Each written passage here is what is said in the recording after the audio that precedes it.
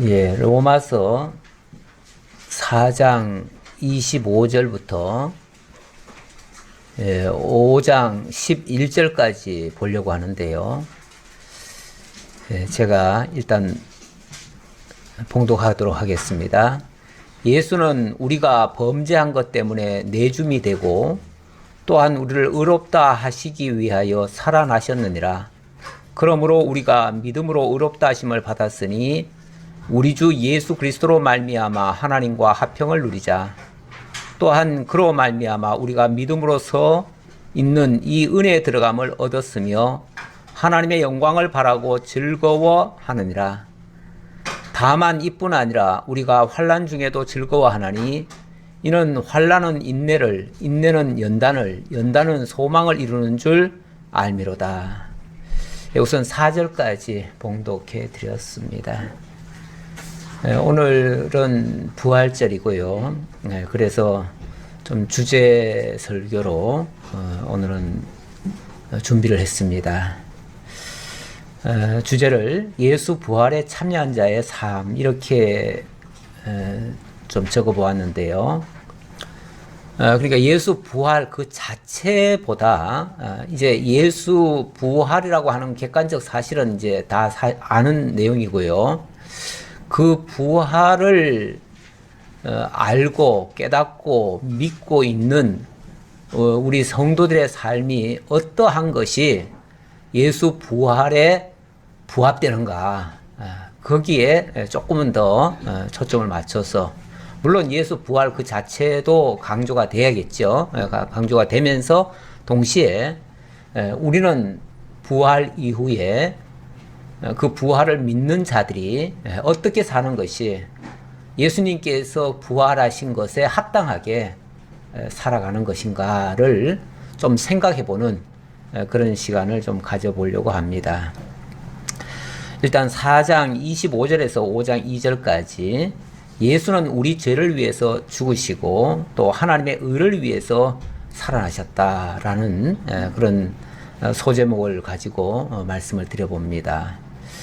자, 우리 죄를 위해서 죽으셨다. 예수님은 왜 죽으셨는가? 왜 꼭 죽어야만 하는가? 자, 여기에 대한 답이죠. 여기에 대한 답은 바로 인류가 범죄하고 스스로는 살아날 방법이 없기 때문에. 그렇죠. 죄인 스스로 뭘 할 수가 없습니다.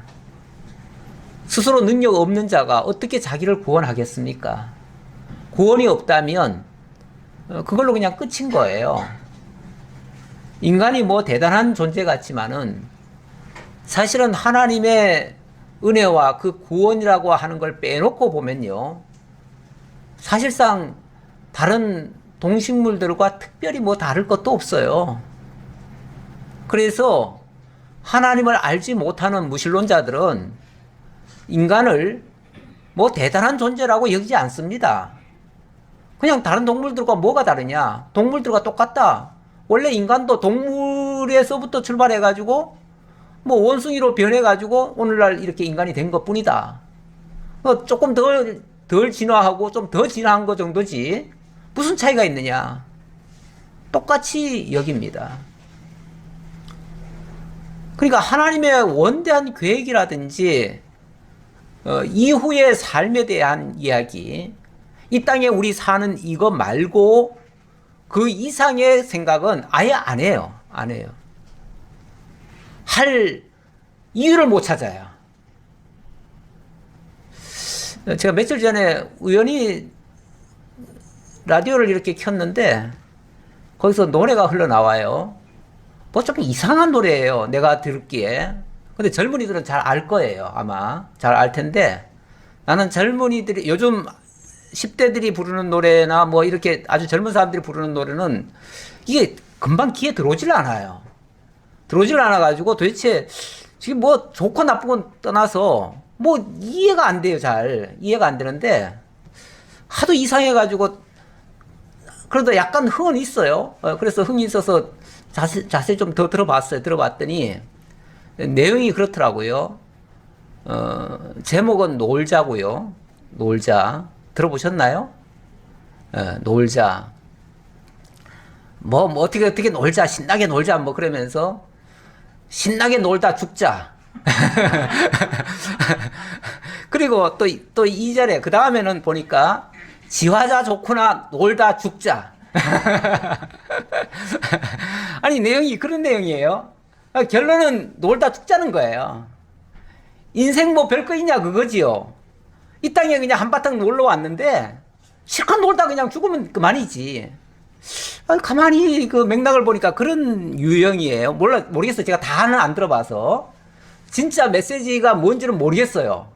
근데 제목 자체가 놀자고, 그리고 그냥 지화자 좋구나, 얼씨구나 좋구나, 뭐 그러면서 놀다 죽자, 이거니까. 뭐 결국은 이 땅에 뭐 있느냐. 인생 그냥 태어났으니까 즐겁게 살다가 그냥 실컷 놀다가 죽으면 그만이지. 뭐 그런 유형 같아요. 근데 이게 그 노래만 있는 게 아니고, 사람들의 정서 속에, 이 땅에 지금 살아가고 있는 수많은 사람들의 생각 속에 실제 그렇지 않겠는가. 사실 하나님 모르면은 이 땅에 무슨 의미가 있죠? 우리가 지금 이 땅에 왜 왔는지도 사실은 모르잖아요. 하나님 모르는 사람들 말이에요. 왜 왔는지를 몰라요. 어느 날 보니까 그냥 내가 태어났을 뿐이고, 의식을 깨보니까 내가 뭐 이 사회의 한 구성원으로서 그냥 살아가는 것 뿐이고, 세상이 어떻게 돌아가는지 그냥 거기에 따라다니면서 거기서 돈이나 좀 벌어가지고 실컷 내 하고 싶은 일이나 좀 하다가, 그게 노는 거죠 뭐. 그거 하다가 그냥 어느 날 그냥 죽으면 그만이지 뭐. 아무것도 없어요. 그 이상도 없고 그 이전도 없고. 이게 많은 보편적인 사람들의 생각 속에 사상으로 이미 자리 잡은 것이 아닌가라는 생각이 들었어요. 그런데 우리는요, 태어나는 것도 사실은 우연히 태어난 게 아니고요, 괜히 태어난 것도 아니고요, 쓸데없이 왔다 가는 것도 아니고요, 정말 하나님의 영원한 계획과 작정 속에 예정이 되었고, 그 하나님의 예정 섭리를 따라서 창세전 그리스도 안에서 우리를 사랑하기로 작정하신 당신의 그 경륜을 따라 우리가 이 땅에 오게 되었고, 어느 날 부르심을 받았고, 그 부르심에 통해서 우리가 하나님을 알게 됐고 믿어지게 됐고, 그리고 그분과 함께 그분의 아들로서 그분과 함께 이제 영원히 함께 살 것을 소망하며 그렇게 살아가는 존재라는 것을 알게 됐어요. 이게 이제 제대로 사람 같은 자격을 받은 거예요. 솔직히 그거 아니면은 우리는 아무것도 모르죠. 제가 옛날 생각해 보니까, 제가 시골에서 아주 첩첩산중 안에 있는 자그마한 마을이거든요. 한 30호 정도밖에 안 사는, 진짜 제를 2개 넘어야만 마을이 하나 보이는 그런 곳이에요. 거기는 전기 들어간 지도 오래 안 돼요. 버스 들어간 지도 오래 안 돼요. 길이 없었어요. 아예 길이 없어가지고 꼭 어디를 가려고 하면 산을 2개를 넘어야 돼요. 그러니까 학교를 가려도 산을 2개 넘어야, 개천을 넘고 산을 2개를 넘어야 학교를 가니까 정말 진짜 가기 싫어가지고, 저는 유난히 또 저는 또 일찍이 또 학교를 보내놔가지고 1년을 먼저 보내놨어요. 그래가지고 제가 철도 없는 데다가, 애도 제가 제대로 안 자라가지고 작았어요.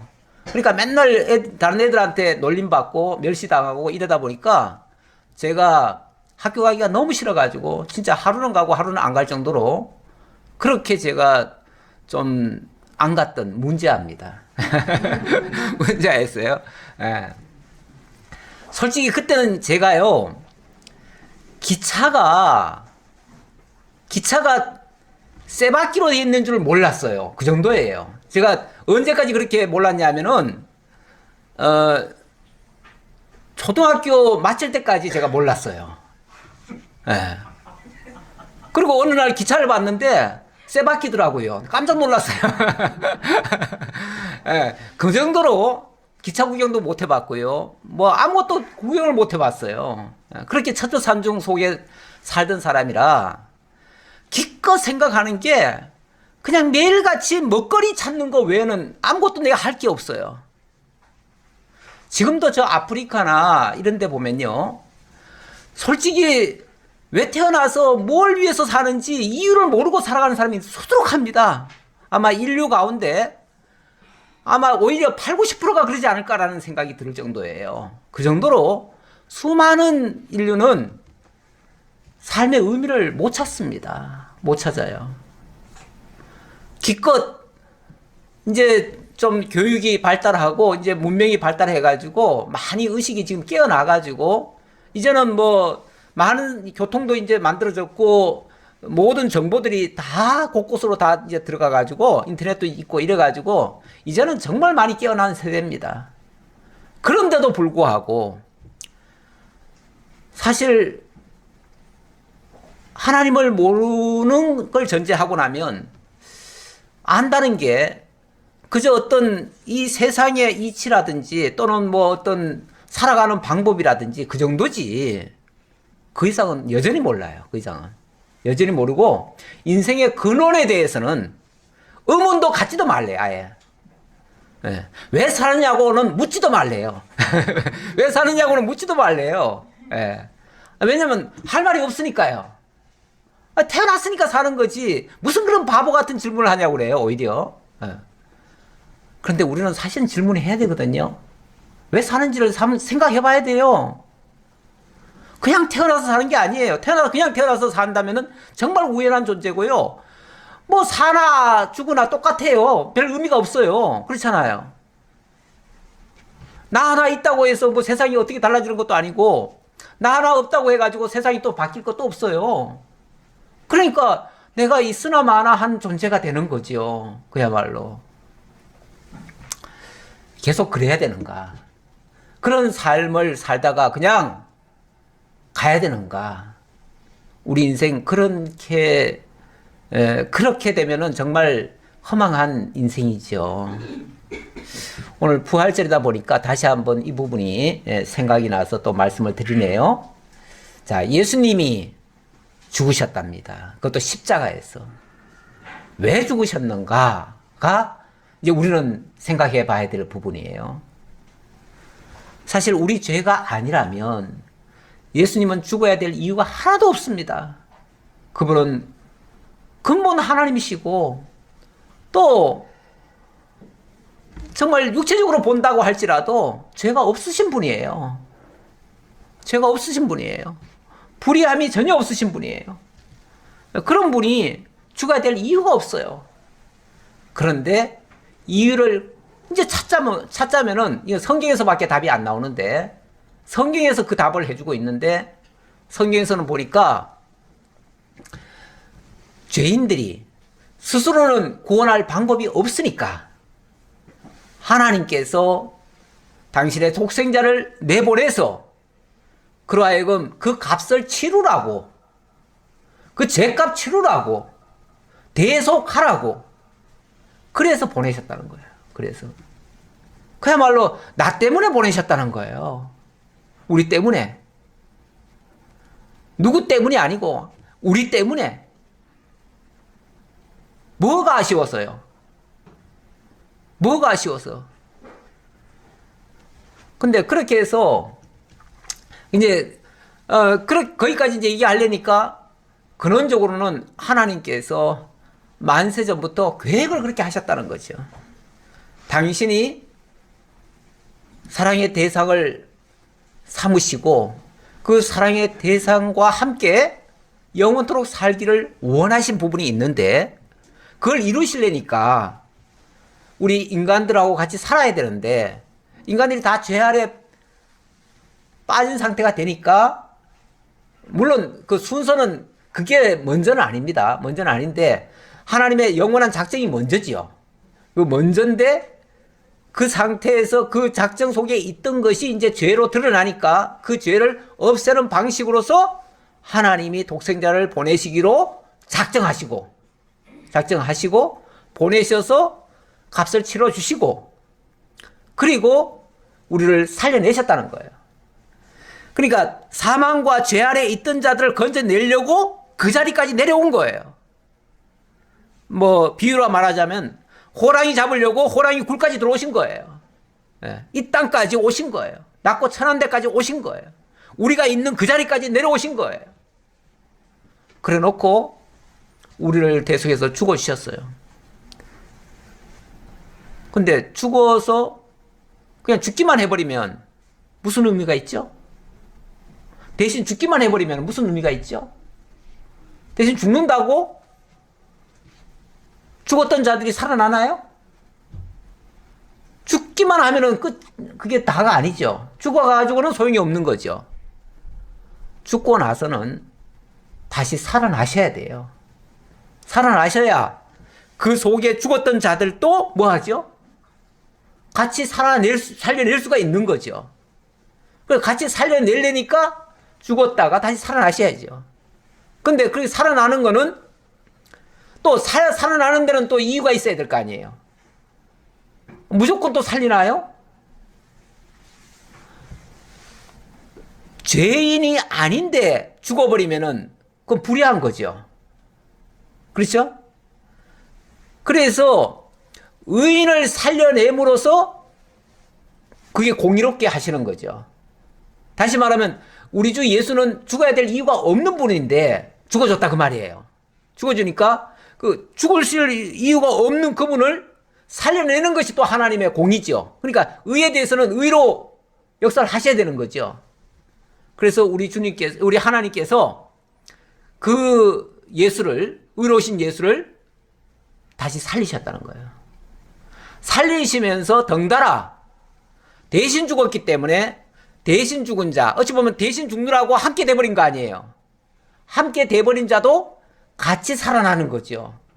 그래서 우리는 그 예수 때문에 예수가 우리한테 와가지고 나와 같이 붙어주심으로 말미암아 그 예수가 살아날 때 우리도 같이 살아나는 거죠.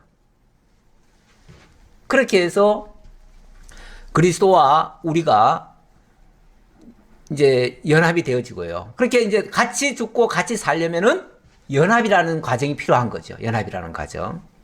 그 연합이라는 과정이 소위 말해서 우리가 믿음이라 하는 거예요. 믿음으로 연합한다 이렇게 얘기하죠. 믿음이라고 하는 게 뭐 우리 스스로는 사실은 믿을 수가 없어요. 그런데 하나님이 우리한테 와가지고 우리와 함께 죽어주고 살아나주는 그 상태를 깨닫고 나니까 우리가 믿어지니까 그게 연합이 돼버리는 거죠.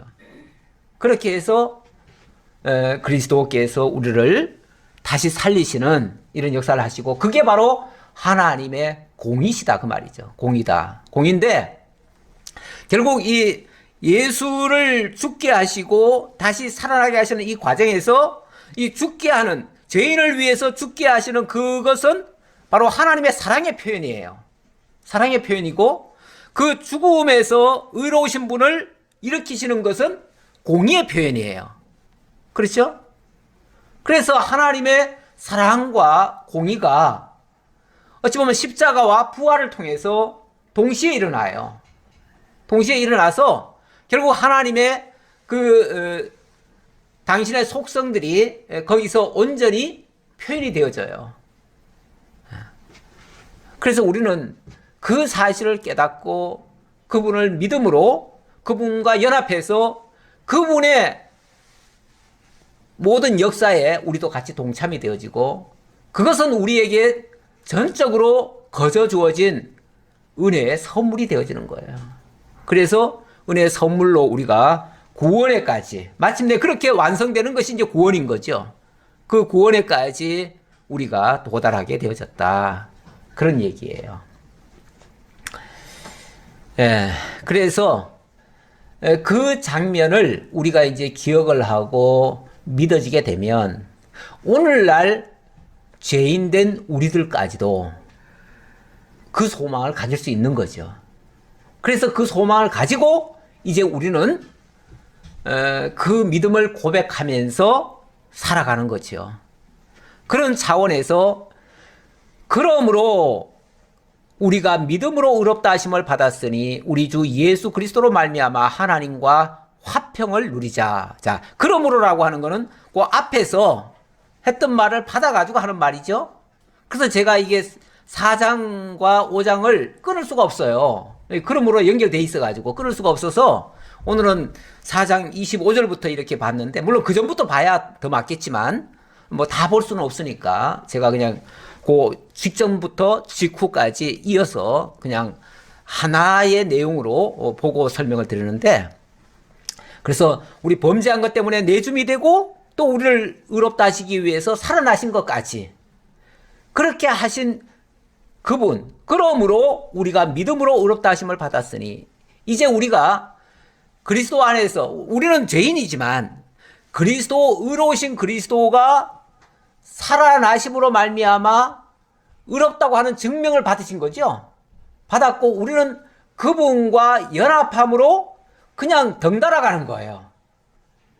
어떤 사람들은 이렇게 해가지고 우리도 완전한 의인이 되어버렸다 그러는 사람들도 있는데, 구원파 쪽에서는 그렇게 얘기를 해요. 우리는 이제 의인이기 때문에 이제 우리는 더 이상 이제 죄와 상관없는 자가 됐고, 그래서 이제는 어떻게 보면은 막 살아도 상관없다, 우리는 이렇게까지 나가는데, 그거는 좀 오해고요.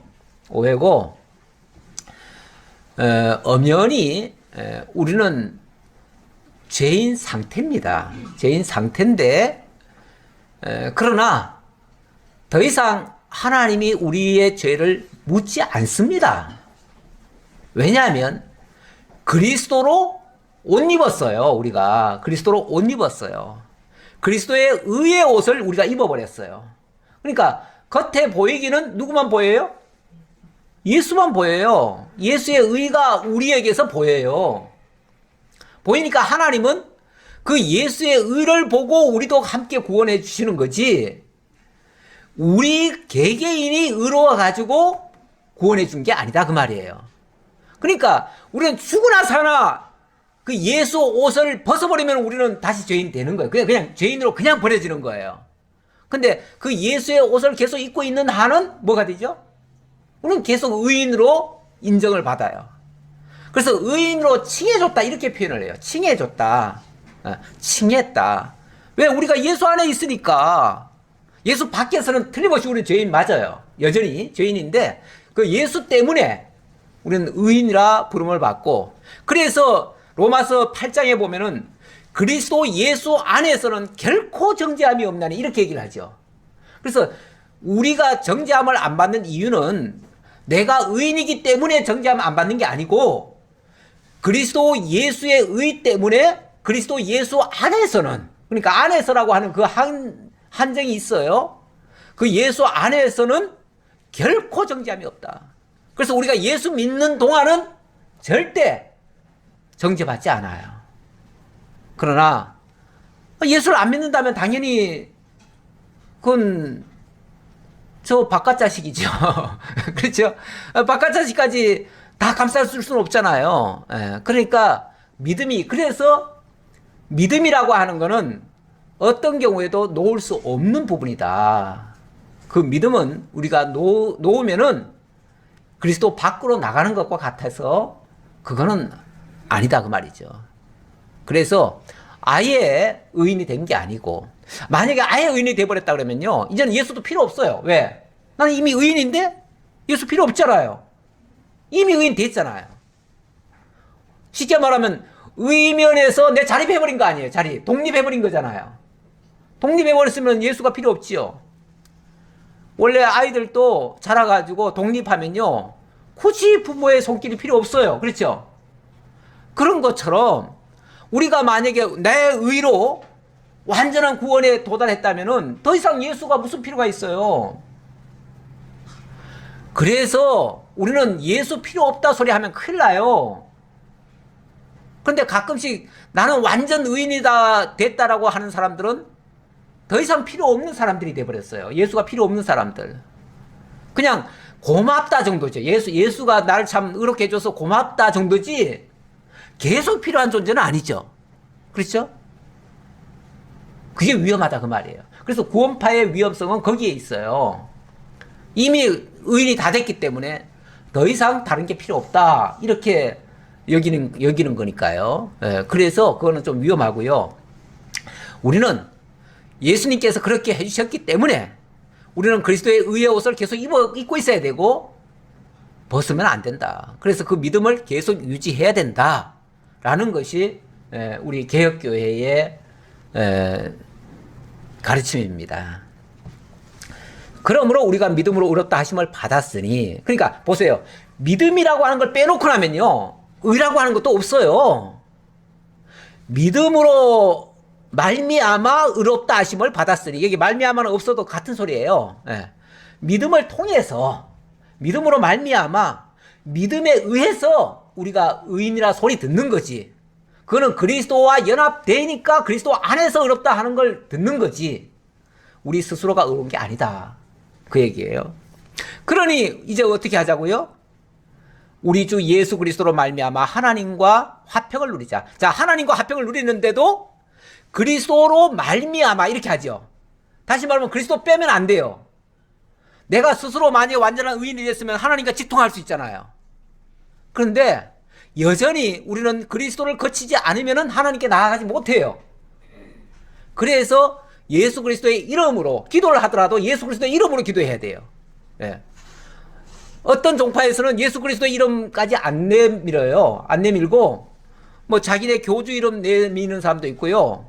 어쨌든 우리는 자관 예수 안 통하면 안 돼요. 아무것도 다 예수 통해야 돼요. 왜냐하면 그분이 나의 의의 옷이니까요. 예, 그분이 나의 의의 겉옷이니까. 그래서 그분 통하지 않으면은 우리는 하나님 앞에 나갈 자가 한 사람도 없어요. 예. 그래서 예수 그리스도로 말미암아 하나님과 화평을 누리자. 예수를 통해서만이 하나님과의 진정한 화평이 이루어질 수 있다. 이 화평이라고 하는 거는요, 원래 우리가 죄인 상태를 생각해 보면 죄인 상태에서는 하나님과 화평을 이룰 수 있습니까? 없지요. 죄라고 하는 게 중간에 가로막혀 가지고요, 이 죄 담 때문에 서로 바라보지도 못해요. 예. 이 죄의 담 때문에. 예. 그러니까 하나님에 대한 개념도 없고요. 그때는 하나님 나갈 수도 없고요. 예. 볼 수가 없어요. 하나님도 죄인하고 상대하지 않아요. 하나님 무슨 죄인하고 상대합니까? 하나님 거룩하신 분인데. 그래서 하나님은 그래서 화평이라는 게 없어요. 화평이 없다는 말은 원수 사이라는 그 말이에요. 원수 사이라면은 우리는 저주 아래 있는 존재예요. 원수 사이라면 저주다 그 말이에요. 저주다. 그런데 이제 그리스도를 통해서 이제 믿음으로 연합이 되어지면 그때부터는 하나님이 우리를 보는 시각이 너무 이쁘게 보셔요. 예쁘게 보셔요. 그러니까 우리를 향해서 한없는 사랑을 베푸셔요. 이제는 우리를 향하신 그 눈초리도 굉장히 정말 아주 좋으신 거예요. 그러니 우리도 원래 애들이 죄 짓고 나면은 아버지한테 못 가잖아요. 두려워가지고. 그렇죠? 예, 막 눈치만 살살 보고 그냥 슬슬 어디 구석에 숨고 그러잖아요. 아버지 들어오셨다 그러면 저 구석에 가잖아요. 그 이유가 죄가 있어서 그래요. 그런데 그 죄 문제가 해결이 돼버리면요, 우리가 하나님이 너무 막 보고 싶은 거예요. 예, 하나님 만나고 싶고 하나님 앞에 달려가고 싶고 그런 거예요. 이렇게 바뀌어요. 그게 이제 화평인 거예요. 화평. 이 죄 문제가 해결돼서 화평을 이룬다 그 말이죠. 또한 그로 말미암아 우리가 믿음으로 서 있는 이 은혜에 들어감을 얻었으며, 믿음으로 서 있는, 여전히 우리는 그러니까 그 믿음에 굳게 지금 서 있어야 돼요. 서 있는 상태에서 은혜에 들어갈 수가 있다. 하나님의 은혜를 받을 수가 있다 그 말이죠. 뿐만 아니라 하나님의 영광을 바라고 즐거워하느니라. 하나님께 있는 모든 영광이 나의 것이 될 수도 있는 그런 상태로 되는 거죠. 원래 아버지와 자식은요, 아버지 것이 내 것이에요. 그렇죠? 예. 우리가 하나님의 영광은 또 나의 영광도 될 수 있는 거예요. 예. 물론 우리가 그걸 가로채거나 내 몫으로 삼으려고 하면 안 되겠지요. 그러나 하나님의 영광을 발견하고 거기에 내가 참여되는 거는 뭐 하나님이 원래 같이 살고 싶어서 그러신 건데, 원래 계획하시기를. 우리 창세전 그리스도 안에서 선택하셨다는 내용이 뭐냐면 우리와 같이 살고 싶어서, 당신의 사랑을 보여주고 싶어서, 그거 하고 싶어가지고 우리를 택하셨단 말이에요. 그러면은 우리를 향하신 그 따뜻한 눈길에다가, 그 베푸시는 사랑에다가 그걸 거저 은혜로 주시면은 우리가 얼마나 기쁘게 누릴 수 있겠어요. 그걸 이제 주신다 그 말이죠. 그게 우리에게는 소망이고, 그걸 바라니까 즐거워하느니라, 이렇게 나가는 거죠. 즐거워하느니라. 자, 이렇게까지 깨달은 사람이라면요, 다만 이뿐 아니라 우리가 환난 중에도 즐거워하나니 이는 환난은 인내를, 인내는 연단을, 연단은 소망을 이루는 줄 알미로다. 이렇게 깨달은 자, 이렇게 하나님의 은혜를 알고 그 소망을 가진 자는요, 막상 현실에서 환난이 오더라도 그 환난이 환난으로만 느끼는 게 아니고, 환난은 인내를, 인내는 연단을, 연단은 소망을 이루는 줄을 알 것이다. 그러니까 현실적으로 내게 닥쳐오는 모든 일들이 뭘 위한 거다? 결국 소망 만들어내기 위해서 주어지는 과정일 뿐이다. 이걸 이제 깨닫게 된다 그 말이죠. 그걸 깨달으면은, 자, 이렇게 믿는 사람이라면 현실적으로 어려움이 오면은 어려움 때문에 코를 빠뜨리겠어요? 이게 하나님이 내게 주시는 소망이구나, 이렇게 바라보겠어요? 후자지요? 제가 질문하는 건 항상 후자가 답입니다. 그러니까 우리 하나님이 우리에게 소망 주려고, 자, 소망을 주려면은 일단 하나님을 바라보게 만들잖아요. 예. 어떤 분이 뭐 닉네임을 나만 바라봐 그렇게 했더라고요. 나만 바라봐. 우리 하나님이 당신만 바라보라고.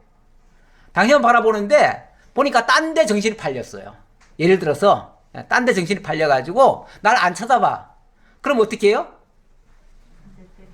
예, 뭔가 하나 쇼크를 줘야지요. 쇼크를 줘야 정신을 번쩍 차리고 엄마 하고 달려오지요. 그게 쉽게 말하면 환난이에요. 근데 그 환난을 한 번, 두 번 겪으면 그게 인내를 만들어내요.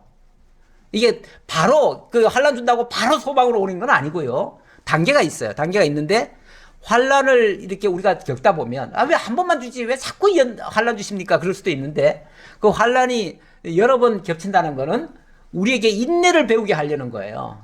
그리고 그 인내라고 하는 거는 우리의 연단을, 다시 말하면 우리의 체질화를 만들려고. 그래서 익숙해지면요, 그 다음부터는 무슨 일이라도 그게 바뀌어가지고 나에게 해석이 되고, 나로 하여금 막 소망으로 바로 이제 나갈 수 있도록, 환난만 와도 이제 소망으로 나갈 수 있도록 이렇게 만들어가는 과정이다 그 말이에요. 그러니 그 환난이 즐겁겠어요? 고통이겠어요? 그것까지 생각하면 이제 계산이 좀 머리가 돌아가야죠. 거기까지 계산을 하면 즐거울 것이고, 그게 계산이 안 되면 왜 하나님은 나를 사랑한다면서 나를 이렇게 괴롭히십니까? 이렇게 나오겠죠. 원망이 나오겠죠.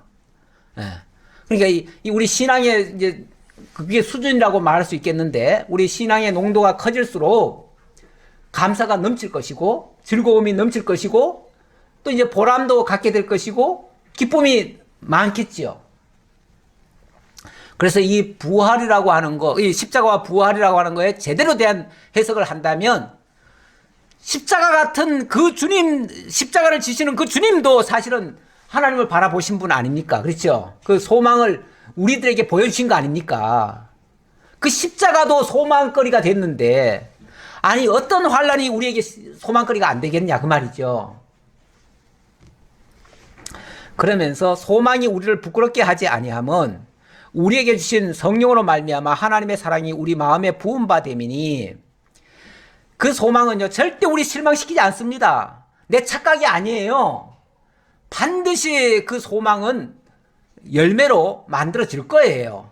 다시 말하면 환난이 소망을 만들고 그 소망이 우리에게 이루어질 거다 그 말이에요. 절대 실망시키지 않으실 거다 그 말이에요. 그러면서 오히려 그걸 통해서 하나님의 사랑이 우리 마음에 부은 바 될 것이다. 그런 일을 통해서 하나님의 사랑만 우리가 더 깨닫게 될 것이다 그 얘기예요. 더 깨닫게 될 것이다.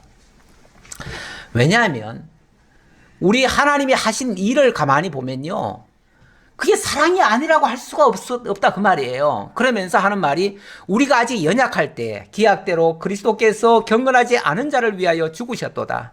의인을 위하여 죽는 자가 쉽지 않고 선인을 위하여 용감히 죽는 자가 혹 있거니와, 우리가 아직 죄인 되었을 때 그리스도께서 우리를 위하여 죽으심으로 하나님께서 우리에 대한 자기의 사랑을 확증하셨느니라.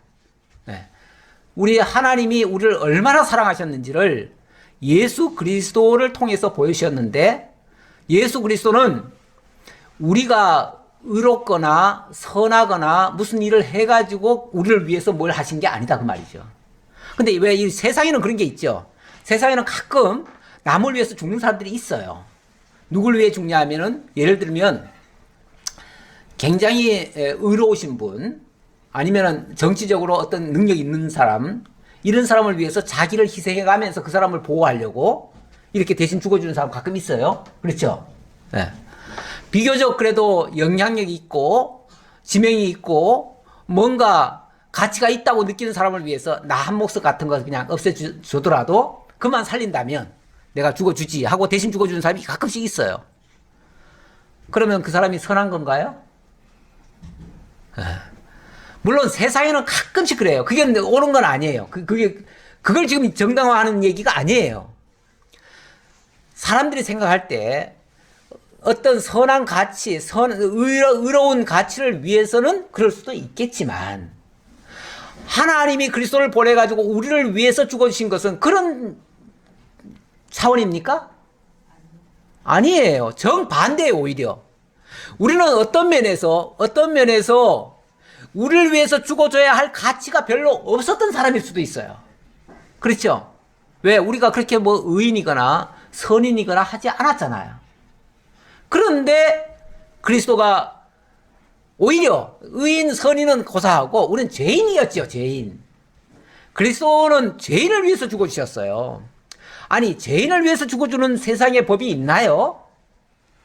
저 유영철이나 뭐 이런 사람을 위해서 죽어주는 사람이 있어요? 안 죽죠. 악한 사람은 어떻게 해서든지 내가 죽이려고 덤비지, 그 사람 위해서 내가 죽어주지는 않아요. 그런데 하나님께서는, 그리스도께서는 우리를 위해서 죽으셨다.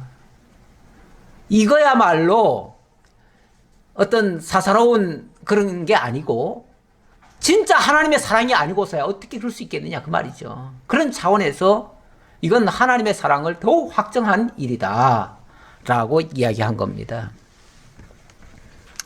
네, 뭐 그 뒷말씀은요, 그냥 읽어만 볼게요. 그러면 이제 우리가 그의 피로 말미암아 의롭다 하심을 받았으니 더욱 그로 말미암아 진노하심에서 구원을 받을 것이니, 곧 우리가 원수 되었을 때 그의 아들의 죽으심으로 말미암아 하나님과 화목하게 되었은즉 화목하게 된 자로서는 더욱 그의 살아나심으로 말미암아 구원을 받을 것이니라. 그뿐 아니라 이제 우리로 화목하게 하신 우리 주 예수 그리스도로 말미암아 하나님 안에서 또한 뭐 하느니라? 즐거워하느니라. 이제는 즐겁게 살라 그 말이죠. 그 말인데, 이건 이제 바꿔 말하면 이제 우리들 입술에서는요, 어떤 환난과 어려움과 무슨 문제가 발생하더라도 이제 우리는 즐거운 일밖에 없다. 감사할 것밖에 없다. 찬양할 것밖에 없다. 이제 그런 뜻이에요. 그렇잖아요?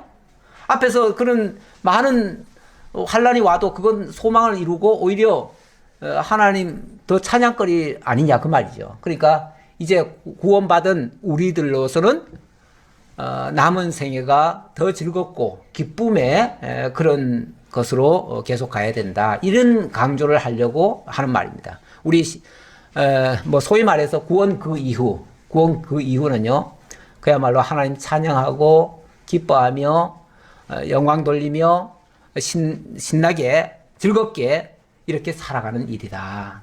그게 우리 신앙인들의 현재 모습이 되어야 한다라는 뜻입니다. 기도하겠습니다. 아버지 하나님 감사합니다.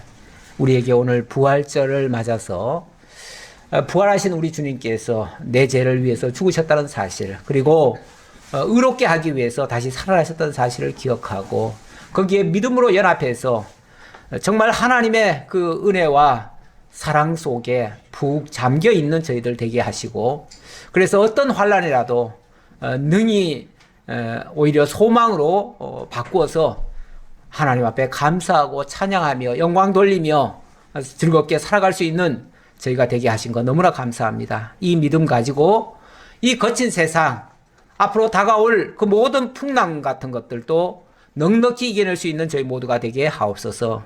감사드렸고 예수님 이름으로 기도하옵나이다. 아멘.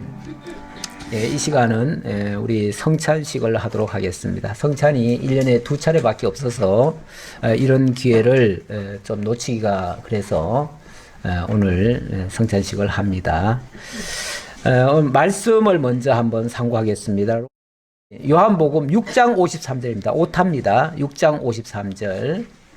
예수께서 이르시되 내가 진실로 진실로 너희에게 이르노니 인자의 살을 먹지 아니하고 인자의 피를 마시지 아니하면 너희 속에 생명이 없느니라. 내 살을 먹고 내 피를 마시는 자는 영생을 가졌고 마지막 날에 내가 그를 다시 살리리니 내 살은 참된 양식이요 내 피는 참된 음료로다. 자, 내 살은 참된 양식이고 내 피는 참된 음료다. 예수님의 살과 피, 그것이 바로 우리를 위하여 주어지는, 우리의 영생을 위해서 주어지는 참 양식과 참 음료가 된다라는 말씀입니다. 이 말씀을 문자 그대로 보면요, 약간 섬뜩하지요. 왜냐하면 나 잡아 먹어라 하는 소리 같잖아요. 그렇죠? 내 살을 먹고 내 피를 마시라 하니까. 실제로 초대교회는요, 매일같이 예수님의 그 살과 피를 기념하는 성찬식을 했는데, 밖에서 듣는 사람들이, 오, 저 사람들은 사람의 피를 먹고 마시네, 막 하면서, 저거 완전히 뭐예요? 이 사람의 살 먹는 사람이 뭐죠? 식인종. 예, 식인종 같이, 인육을 먹는다고, 그래가지고 오해를 해가지고, 사실은 초대교회 성도들이 좀 핍박받는 이유 중에 하나가 되기도 했어요. 예, 그런데, 이제 우리는 이 의미를 조금 알지요. 아는데, 어쨌든 이 의미를 모르고, 이 문자적으로만 읽는 사람한테는 참 큰 오해가 될 수 있는 말이기도 해요. 자, 우리 세상의 모든 그 생명체, 존재들은요, 먹거리를 먹어야 살죠. 그렇죠? 먹거리를 먹어야 사는데, 그 먹거리들이 다 어디서 나오죠? 흙에서 나와요. 흙에서 나오는 거를 먹고 살면 나중에, 물론 우선은 뭐 생명을 얻는 것 같고, 그것 때문에 뭐 활력을 얻는 것 같은데, 나중에는 보니까요, 다 흙으로 돌아가요.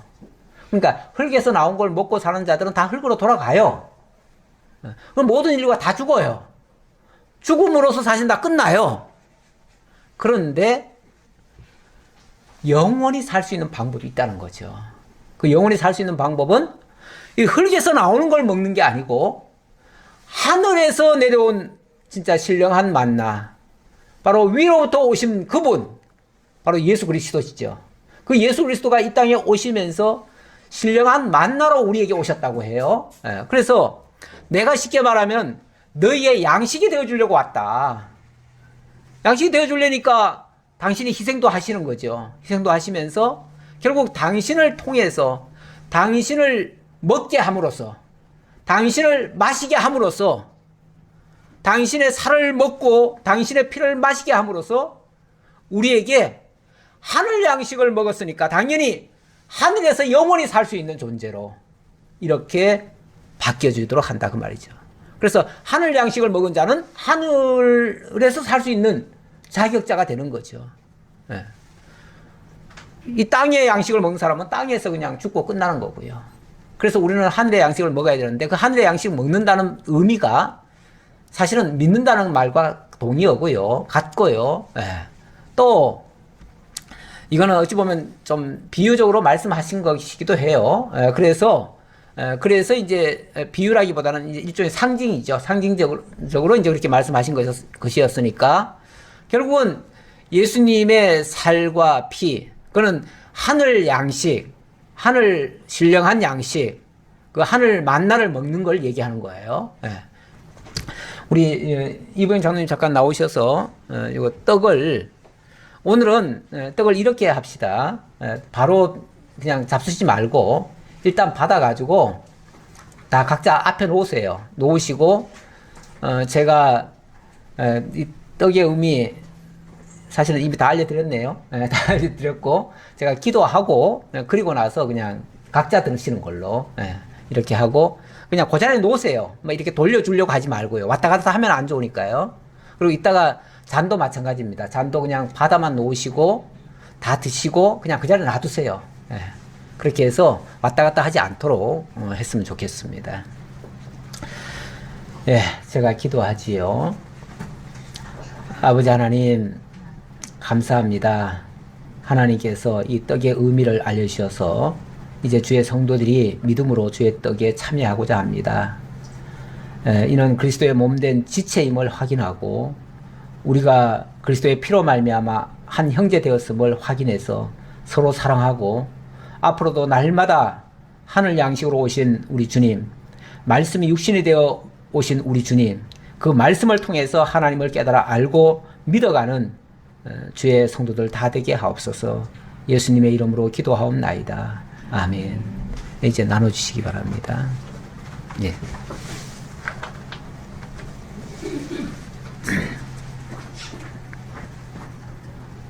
장님 일단 그 잔을 절 한 잔을 주세요.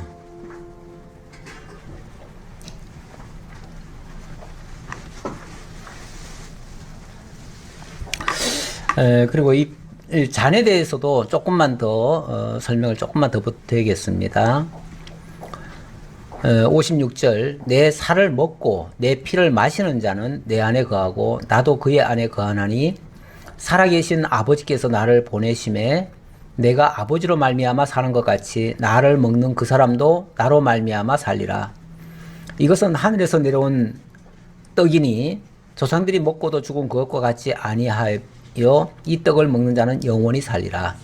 지금 떡을 먹고 또 잔을 마시는 것, 이거 사실 포함해서 얘기한 건데 아까 떡 얘기를 했으니까 이제 잔 얘기를 하면 이 잔은 바로 예수 그리스도께서 십자가에 피를 흘리신 것을 상징하는 겁니다. 그걸 가리키는 거예요. 그걸 가리키는 거니까 그 가리키는 것을 우리가 이제 시각적으로 이걸 확인하고 우리도 정말 주님이 나를 위해서 이렇게 피까지 흘리셨구나라는 것을 새기기 위해서 그래서 우리가 이 같은 의식을 하는 거예요. 그래서 이 의식 이 자체가 피라는 얘기는 아니에요. 이걸 가리킨다 그 말이에요. 가리키는 거니까. 그래서 이걸 먹고 또 이 잔을까지 마심으로써 우리가 그리스도의 피로 완전히 이제 탈바꿈이 되었다. 사실 우리가 태어날 때는 다 남남입니다. 그렇죠? 그리고 피도 엄밀하게 말하면 다 달라요. 그래서 같은 피 찾기가 힘들어요. 다 다른데 우리 옛사람은 십자가에서 사실은 죽은 거나 다 같습니다. 영적으로 말하면 이미 죽었습니다. 죄로 말미암아 죽었어요. 죽은 자의 피는 더 이상 의미가 없습니다. 그리고 나서 예수 그리스도의 피로 체인지가 된 거예요. 바뀌어버렸어요.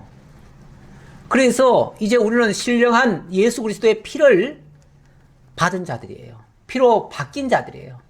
그래서 예수 그리스도로 말미암아 피가를 해가지고 이제 우리는 생태적으로 태어났던 그 부모의 자녀 이전에 육체는 여전히 거기 있지만은 우리의 영혼은 이미 그리스도를 통해서 그리스도의 형제가 돼버리고 그리스도와 연합이 돼가지고 하나님의 자녀가 돼버렸어요. 그래서 이제는 그리스도 예수 안에서 우리는 한 피바다 한 몸 이룬 한 형제가 돼버린 거예요. 그래서 형제는요 원래 남남은 서로 싸우거나 뭐 하면은요 갈랐으면 남이에요. 그냥 끝이에요. 근데 형제는요 설령 다투더라도 헤어질 수 있어요 없어요? 헤어질 수 없어요. 끝까지 가는 거예요. 그리고 그 형제가 있는 집은요 내 집이에요. 그렇죠? 네. 아버지 집이라도 내 집이에요. 그러니까 우리가 한 형제가 되었다는 것을 확인하고 그리고 한 지체임을 확인하고 그리스도 안에서 우리는 나뉠 수 없다는 것을 확인하는 그런 의미로서의 이 잔을 마시는 거예요.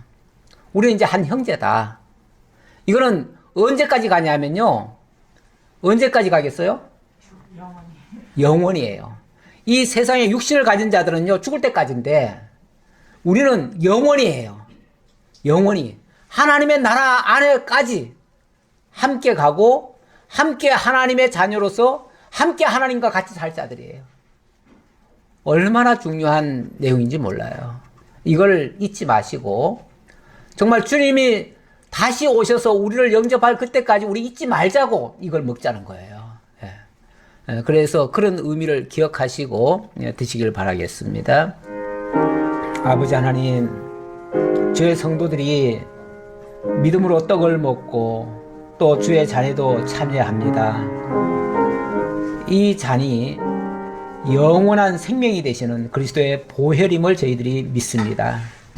그리스도의 보혈이 우리에게 다가올 때 우리의 붉은 죄는 희고 깨끗하게 바뀌어주는 줄 믿습니다. 이제는 성령을 통해서 그리스도의 생명수가, 하나님의 성령의 생명수가 우리에게 날마다 채워질 것을 또 믿습니다. 이 성찬을 통해서 우리가 새 생명을 얻고 새 힘을 얻고 그 힘으로 한 피 바다 한 몸이 된 우리 주의 형제들을 사랑하며 살게 하옵소서. 예수님의 이름으로 기도하옵나이다. 아멘.